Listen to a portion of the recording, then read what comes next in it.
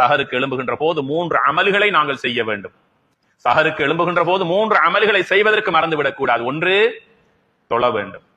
தஹஜ்ஜுடைய தொழுகையை தொழ வேண்டும். எத்தனை ரக்காத்துக்கள் என்பதை நீங்கள் தீர்மானித்துக் கொள்ளுங்கள். இரண்டாவது, இஸ்திக்ஃபார், அல்லாஹ்விடத்தில் தௌபா செய்ய வேண்டிய நேரம், பாவ மன்னிப்பு கேட்க வேண்டிய நேரம் சஹருடைய நேரம். மூன்றாவது, தஸஹரு ஃபஇன்ன ஃபிஸ் ஸுஹூரி பரக்கா, அந்த சஹருடைய சாப்பாட்டை உண்பது பரக்கத். இந்த 3 அமல்களையும் சஹருடைய நேரத்திலே நாம் செய்ய வேண்டும்.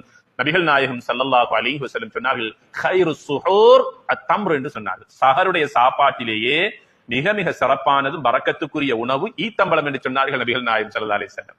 அவர்கள் சஹர் செய்வதும் ஈத்தம்பழத்தினால், இஃப்தார் செய்வதும் ஈத்தம்பழத்தினால்.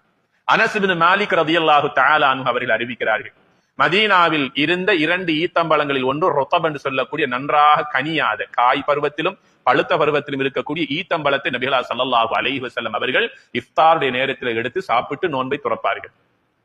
சில வேளைகளில் மதீனத்துடைய பழத்தை எடுத்து சாப்பிடுவார்கள், நோன்பு துறப்பார்கள்.